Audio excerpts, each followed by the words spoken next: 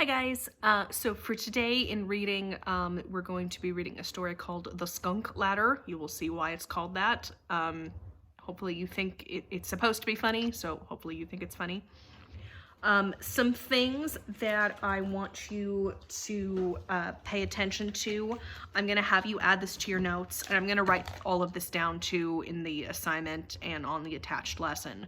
So it's not like you have to memorize everything I'm saying, but sometimes it just helps to hear it out loud as well. So things to keep in mind. Prairie. So like Little House on the Prairie. So in the Midwest, prairie, it's basically giant rolling or very flat grassland with very few trees in it. A desert is a dry area that receives very little rainfall. That's what makes it a desert. Antarctica is I think we discussed this already, is technically a desert because it receives very little rainfall. Even though it's freezing cold, deserts can be cold.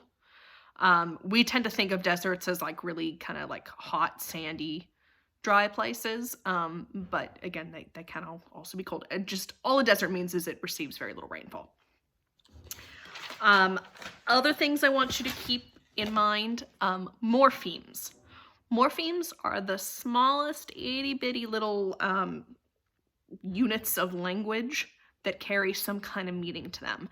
So think of things like prefixes and suffixes, those little bits of words that have some kind of meaning to them. Those are morphemes. So like im, which means not.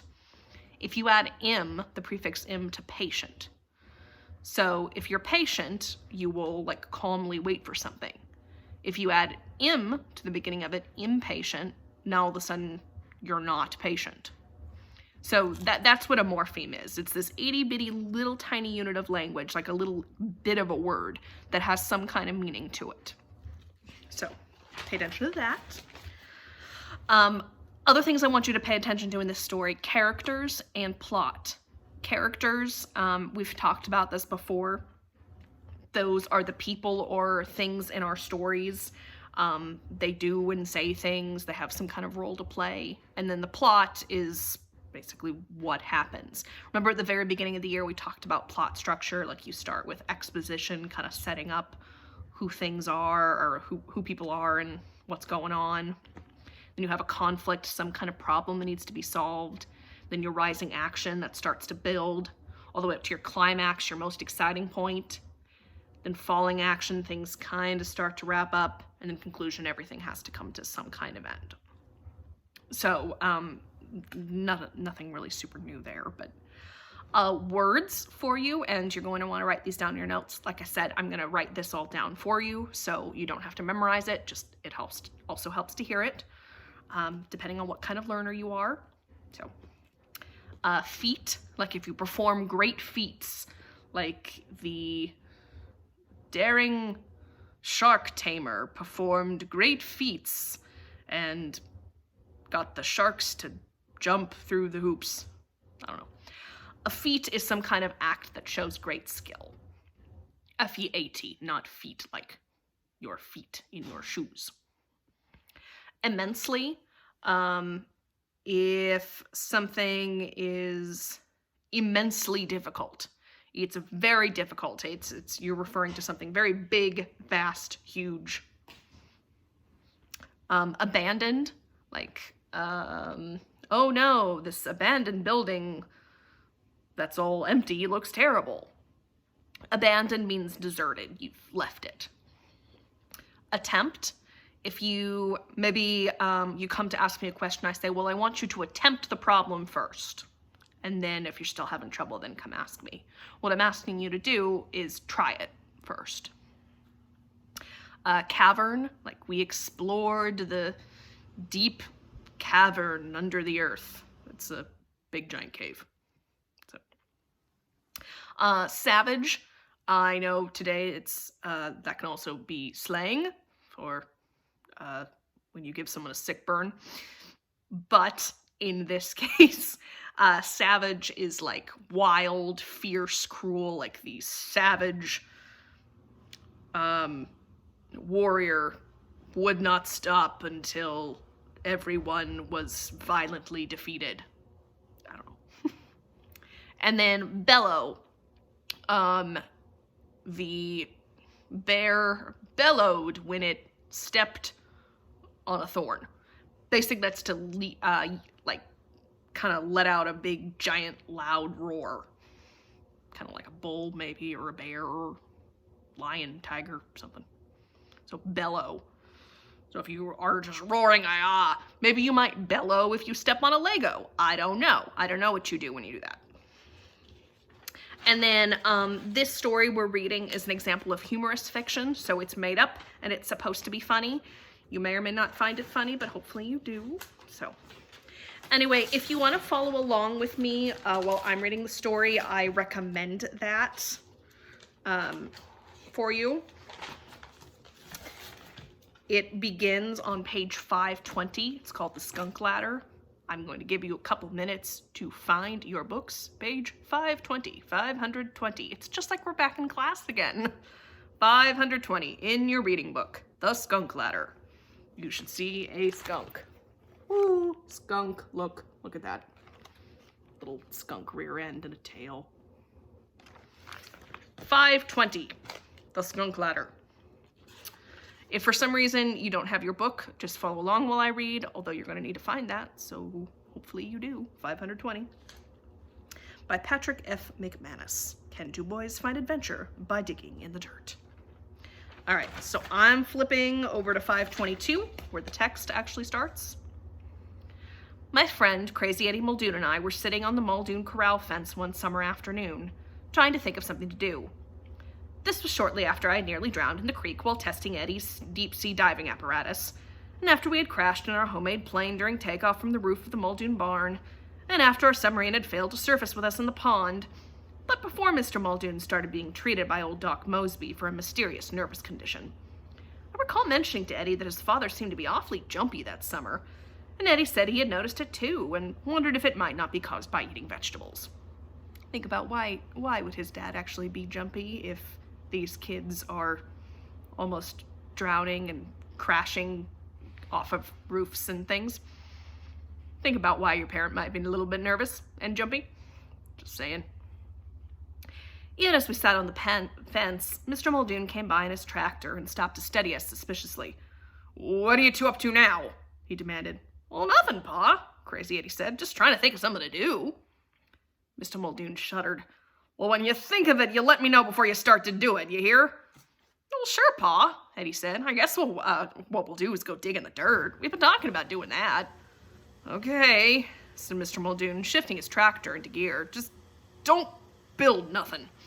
Then he drove off. "Well, what kind of hole are we going to dig?" asked Eddie.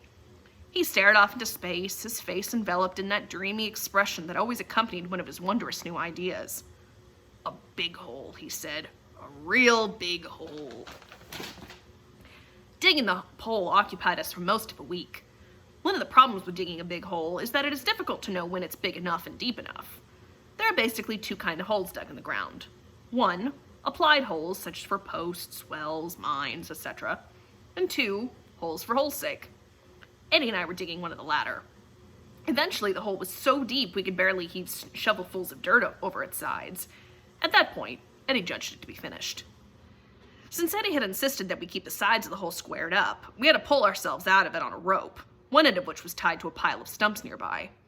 The stump pile also served to screen our digging activities from the view of Mr. Muldoon, who was cutting hay in a field on the far side of the farm.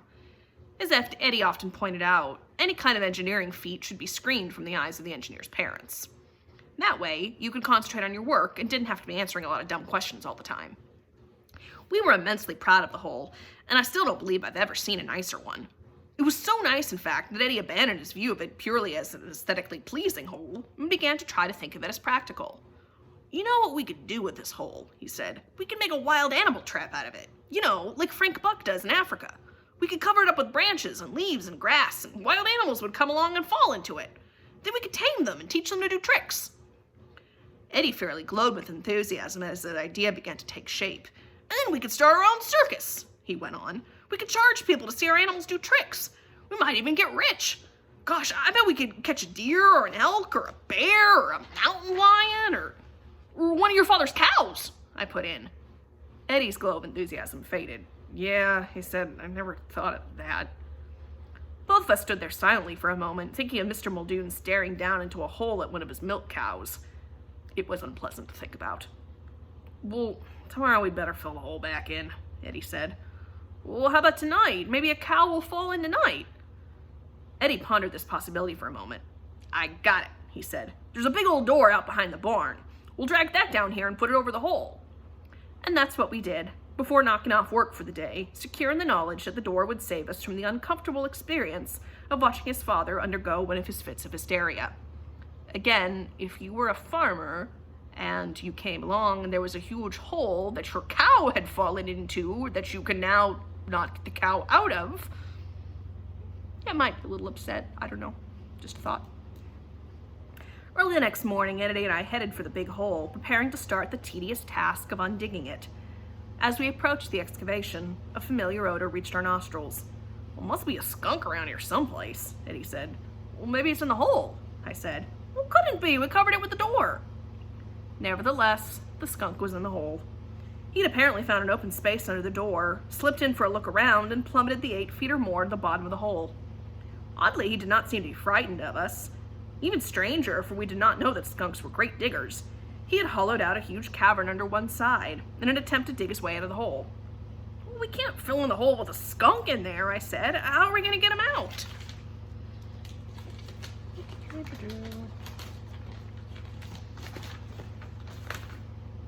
Well, maybe one of us could drop down in the hole, grab him real quick before he sprays, and throw him out, Eddie said. I'll yell real loud so he'll look at me and won't notice when you jump in and grab him. And I don't like that idea, I said. Think of something else. I got it, Eddie exclaimed, snapping his fingers. We'll go up to my dad's shop and build a ladder. Then we'll stick it down the hole and hide someplace while he climbs the ladder. A skunk should be able to figure out how to climb a ladder. Eddie and I were working on the ladder when his father walked into the shop. I thought I told you not to build anything, he growled. What's that? It's just a skunk ladder, Crazy Eddie said. Oh, his father said. Well, don't build nothing else unless you tell me first. Eddie went back out to the hole and stuck the ladder in it. The skunk showed no inclination to climb it, choosing instead to hide in the cavern it had hollowed out. Just then, we heard Eddie's father yelling at us, What did you mean, skunk ladder? We peeked out around the stump pile, and there was Mr. Muldoon striding across the pasture toward us. Quick, said Eddie, help me put the door back over the hole. We threw the door over the hole, neatly hiding it from view. Before we could think of a good explanation for a big pile of dirt out in the corner of the pasture, Mr. Muldoon charged up. Now what? He cried. Where did that dirt come from? What's my door doing out here? He reached down and grabbed the edge of the door. No, stop, Pa, don't! Eddie yelled, rushing forward. From that point on, the actions of the parties involved all blurred together. It's difficult to recall the exact sequence of action, but I will try. Mr. Muldoon grabbed the door and flipped it off the hole, and he said, Smells like a skunk, at which time he shot out of sight, leaving a straw hat suspended in the air for perhaps a quarter of a second. Later I deduced that Mr. Muldoon had stepped on the edge of the hole beneath which the skunk had hollowed out its cavern. A cloud of dust puffed out of the hole and Mr. Muldoon hit the bottom. Then he yelled several serious, colorful words with the word skunk mixed in with them. Next, there was a lot of earthy, scrabbling sounds, and Mr. Muldoon came clawing his way up out of the side of the hole, but the dirt gave way and he fell back in, saying something like, Oof! It is important, perhaps, to realize that all the activities so far had taken place in a span of no more than 4 seconds. Eddie had meanwhile charged forward, yelling, Pa, don't hurt him! He was standing at the top of the ladder when the skunk rushed up that contrivance and emerged from the cloud of dust. Startled and not wanting the skunk to reverse ends and spray him, Eddie grabbed the little animal by the head. The skunk started scratching and hitting, so Eddie threw it back down in the hole, where its arrival was followed by a savage bellow from Mr. Muldoon, who, to our surprise, then came racing up the skunk ladder himself. This was the signal for Eddie and me to start running, which we did, and we continued running until the thunderous sounds in Mr. Muldoon's clodhopper boots faded behind us, and still we ran on, finally outdistancing even the nostril-searing smell of Eddie's father. Again, think about why he stinks now.